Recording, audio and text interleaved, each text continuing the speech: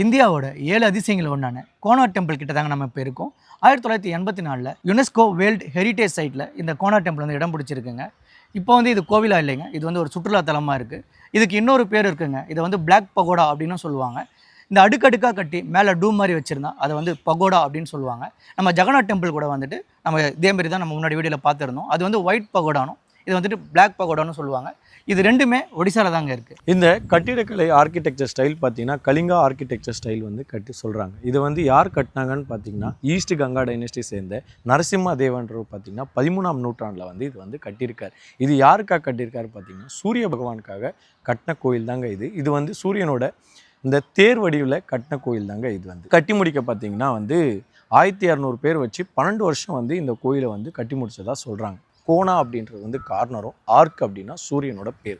இது வந்து ஒடிசாவோட கார்னரில் இருக்கிறதால வந்து இது வந்து கோனார்க் அப்படின்னு சொல்கிறாங்க.